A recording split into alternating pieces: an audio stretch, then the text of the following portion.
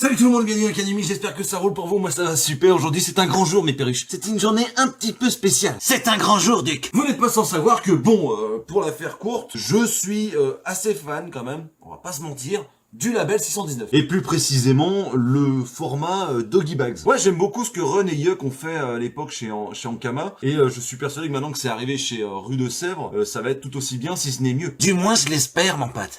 Et du coup, vu qu'ils ont changé de crèmerie, bah ils ont arrêté les Doggy Bags, tout simplement. On était rendu à la saison 2, quand même. Je peux pas te dire que j'en ai chialé, mon pote.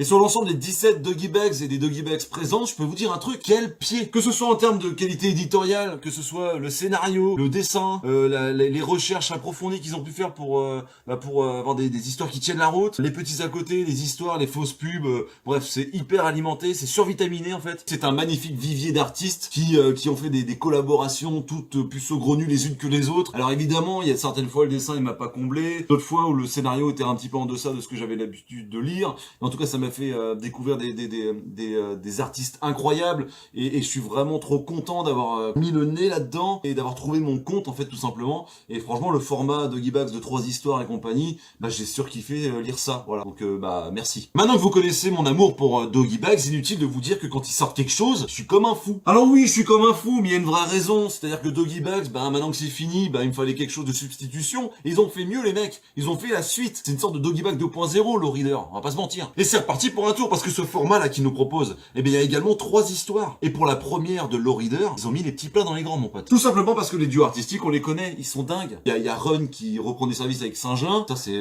voilà un duo mythique. Ensuite il y a Mud et Guy Salberti qui avait fait Trench Food, rappelez-vous sur la chaîne, j'en avais parlé. Voilà que j'avais adoré, donc il y a aucune raison que ce soit mauvais. Et Florent Maudou. Tout simplement. Donc oui, c'est du lourd mon pote. Alors quand j'ai vu que ça sortait, déjà j'étais comme un fou. Et quand j'ai vu qu'il sortait en plus de ça une édition collector tirée à 1200 exemplaires, disponible chez Canal BD, et que dans cette édition collector il y avait une cassette, et sur cette cassette il y a de la musique, et cette musique a été écrite et interprétée par les Sticky Boys, qui est un groupe de hard rock français de Paris, qui sont très gentils. J'ai eu l'occasion de leur parler quand ils sont venus en Bretagne en concert. Ils sont très gentils, ils font du hard rock pur et dur, hein, quelque chose de brut. On est sur du Airborne, tu vois. Ceux qui connaissent pas Airborne, pour faire plus généraliste, on est sur du AC/DC, voilà. Et du coup, dans ces coffrets-là, se cache, en plus de la rareté des 1200, une cassette, genre la cassette en or, tu vois, le ticket en or, où t'as donc la couverture originale que tu reçois, plus un abonnement à vie à Doggy Bags.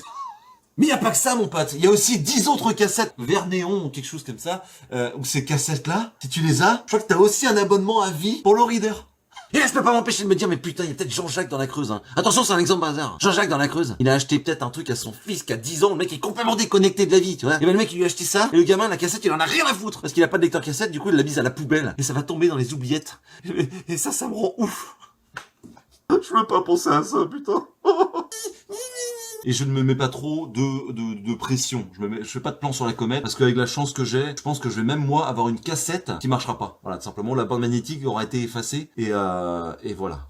Ça, c'est l'histoire de ta vie, Mille, ça. Avant d'ouvrir le colis, je vais vous expliquer comment j'ai réussi à l'avoir. Tout simplement, parce que, figurez-vous que c'était pas simple. Non. Du coup, je l'ai commandé sur le site Canal BD, hein, pour me le faire livrer chez moi, parce que, effectivement, ici, quand tu leur dis aux gens dans le coin Canal BD, ils pensent à une nouvelle chaîne géographique qui arrive sur la TNT, tu vois. Ouais, c'est un délire. Donc, je trouve une librairie qui me dit, oui, on va vous l'expédier chez vous, y a pas de souci, on en a, on va en avoir. Donc, du coup, moi, je suis content, je passe ma commande en direct, en plus, sur le live du 24 heures de Néo, que j'embrasse au passage. Et du coup, j'étais là, trop content, let's go, tu vois. Sauf que ça s'est pas passé comme ça, mon pote, parce que 3 jours après, tout simplement, j'ai reçu un mail en me disant, ah, en fait, on en avait, mais on en a plus. Mais comment ça, t'en avais un de côté, et maintenant t'en as plus? Donc, je commence à paniquer, j'envoie des SOS sur Twitter, j'envoie des SMS sur Internet, personne me répond, personne ne sait.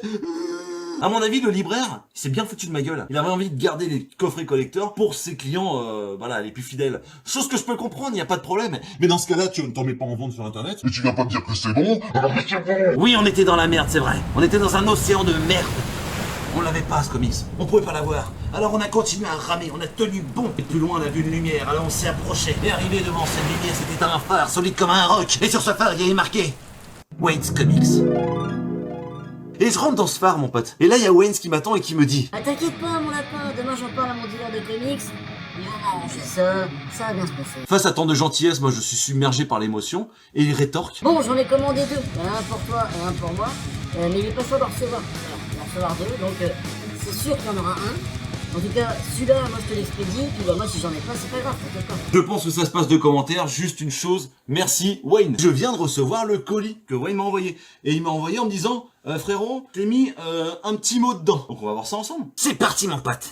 Ah évidemment, je l'ai pas ouvert, hein, et puis j'ai enlevé l'adresse évidemment, pour pas que Monsieur Wayne soit emmerdé avec des hordes de fans. Alors, tac tac. Vous aussi, vous avez peur de couper le comics quand vous ouvrez avec un cutter? C'est là, par exemple, là, faut faire gaffe, mon pote. Allez là. Ok, bébé. Est-ce que je lis le truc avant ou pas? En tout cas, c'est hyper bien emballé si vous avez des comics, si vous avez des comics à prendre de chez Wayne. Pour Miss de la part d'une petite purge. Regardez-moi cette passion du dessin. Hein? Comment c'est bien fait, vous avez vu? Alors, salut, comment ça va? Ah, une belle lettre avec sa gueule. Il est taré. Il est vraiment très fort en dessin, Wayne, quand même. Hein. Il est pas à chier. On va lire ça. Salut, comment ça va? Ah oui, c'est vrai, tu peux pas répondre. La sainte cassette dorée venir dans ce collector. D'ailleurs, tu sais, ce qui est doré aussi? Les blondes. Les bières, évidemment. Gros bisous, ma perruche. Ton plus grand fan, aussi surnommé le rageux de plunge, Wayne. PS, vive les Harley, bordel. Regardez-moi cette perruche magnifique sur le skateboard. Bah tu sais quoi? Je vais garder cette lettre et je mettrai la petite perruche dans mon décor, ok? Merci mon petit Wayne, merci beaucoup, parce qu'en plus de m'arranger pour avoir mon collector, il m'envoie des petits mots d'amour. C'est là que ça se joue en fait. C'est là qu'il faut faire gaffe. Oh là, ça a l'air magnifique. Franchement, je suis trop content de l'avoir eu. Peu importe la couleur de la cassette, moi je m'en bats les steaks. Voilà, hop. Oh, il est beau le collector, hein. Oh, il fait à peu près la taille du Doggy Bag Anthologie, là. Il me l'a dit, hein, il a pas ouvert. C'est vraiment un frérot, lui, hein. C'est vraiment un frérot, franchement. Regardez-moi ça, les gars. Hop, voilà, on enlève ça, et voilà. Ça se présente comme ça. Vraiment, il est magnifique. Dans la bibliothèque, ça fait tellement stylé, mon gars. Le reader numéro 1, c'est parti pour une nouvelle salle. Ça fait plaisir. Ça fait vraiment plaisir. Donc, attendez, ça se présente comme ça. Il y a le bouquin avec la cassette. Alors, le comics, il est là. On verra la cassette tout à l'heure. Bah, oh, la qualité, la qualité. Je crois que la qualité est encore un petit peu level up par rapport aux Doggy Bags. Et regardez-moi ça. Ça, j'adore. Ça, c'est le pied à chaque fois, sans déconner. Triple dose de publicité, triple dose de publicité, triple dose de publicité. Mais qui marque trop. Ah, c'est génial, quoi. Écoutez le bas de la chauve-souris terrifiante, en plastique, réaliste, radioactif, brille la nuit, $1 plus frais de port, taille 40 cm.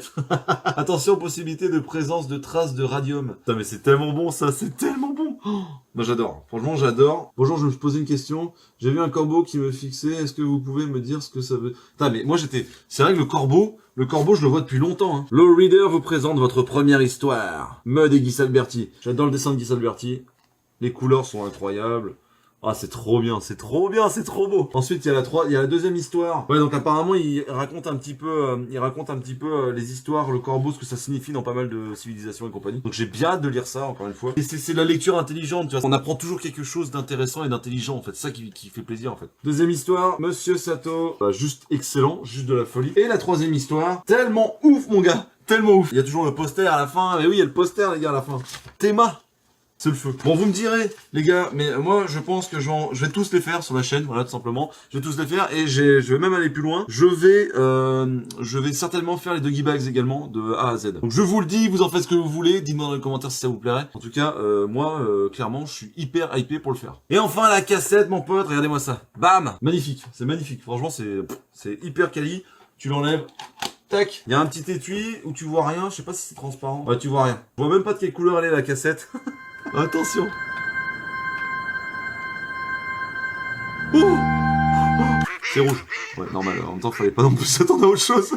Ce serait trop chat en plein live, tu sais. Non, c'est trop cool. Franchement, elle est rouge, elle est magnifique, elle est transparente. Je sais pas si on voit bien, là. Ouais, voilà, on voit bien. Elle est magnifique. Donc, j'ai hâte de m'écouter ça sur le lecteur cassette que je vais, du coup, devoir racheter. Autrement, vous pouvez l'écouter sur internet, hein. Vous allez sur le site de Label 619. Je crois que sur YouTube aussi, ils l'ont mis. Ils l'ont mise. C'est hyper quali. Regardez-moi ça. La pochette de... Hop, t'enlèves ça. Et puis t'as toutes les informations dedans, comme à l'époque, en fait, tout simplement. Donc ça, c'est le feu. C'est vraiment le feu. Elle est rouge. J'aurais préféré qu'elle soit verte. Ça m'aurait fait quelques économies. Mais en même temps, c'est pas trop grave. Hein. Pour ce genre de collectif, parce que pour moi, c'est un label. Mais pour ce genre de label, en fait, je suis prêt à claquer n'importe quelle thune. Parce que tout simplement, il le mérite, les gars. Travail dur, c'est hyper qualitatif. C'est hyper renseigné. C'est déjanté. C'est tout ce que je kiffe, quoi. Comme je disais au début de la vidéo, de toute manière. On va ranger ça. Et dans la bibliothèque, franchement, on est d'accord. C'est hyper stylé. Merci d'avoir regardé cette vidéo jusqu'au bout. Si vous avez kiffé, bah, n'hésitez pas à lâcher un like et à vous abonner, ça fait plaisir. Dites-moi dans les commentaires quelle est pour vous la meilleure histoire de Doggy Bags ever. On parle pas de Low Reader, on compte pas ça dedans, d'accord? On parle que de Doggy Bags, voilà, tout simplement. Donc dites-moi quelle est votre meilleure histoire préférée, voilà. Et dites-moi si ça vous intéresserait, du coup, que je fasse une espèce d'anthologie sur Doggy Bags. Voilà. Moi, franchement, je suis hyper chaud pour le faire. Je sais pas dans quel format je le tournerai et compagnie, mais je suis hyper chaud, voilà, tout simplement. Suivez-moi sur Twitter, TikTok, Insta et sur Discord avec le Crew Comics avec les frérots. Sur ce, je vous fais d'énormes bises, prenez soin de vous et à très bientôt dans la cave.